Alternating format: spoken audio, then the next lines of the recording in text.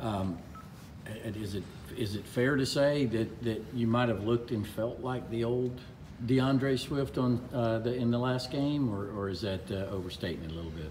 I'm definitely feeling better than earlier in the season, but still a little banged up, but definitely feeling better.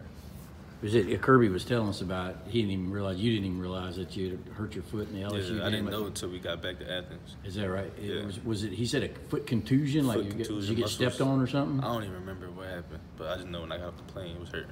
Right. Yeah. Talk about that fourth quarter and that second half running game against Florida, and then what, if anything, you can carry out of that to Lexington, Kentucky with you. I mean, we just did a great job second half of just, first and foremost, converting on third down. I mean, Jake did a great job of just putting us in the right position just to succeed on third down. I mean, offensive line did a great job of just moving their guys off the ball. So our backs, we just kept our reds right and just ran the ball. That 21-yard run you had, kind of oohs and ahs when that guy kind of had you squared up in the hole and you made a miss. Is that all instinct? You don't even think about any of that? Yeah, I don't think when I run, it just kind of happened. I mean, yeah. But when you look back on it, get a chance to watch it on film, I mean, how do you feel when you do something like that? Good. I mean, it was full speed type of play. That's the type of stuff we work on in practice, just making people miss open field.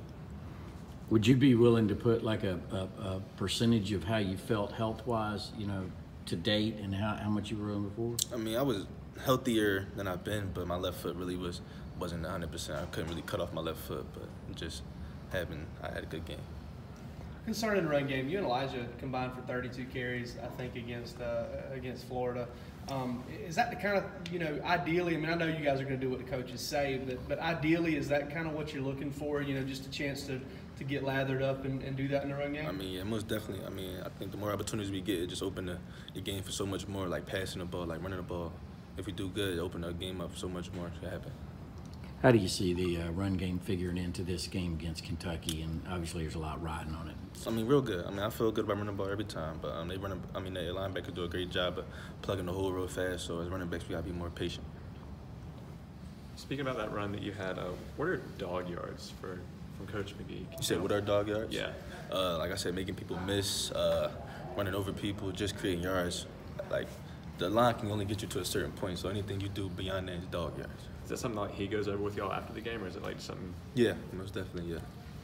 Does he? How do you quantify dog yards? I mean, does he tell you what dog yards you have, or you guys know those are dog yards? He'll put it on a sheet of paper, like how many dog yards you had on this play, so far. Who's leading that heading into this point? Is Elijah leading that, or is it classified information?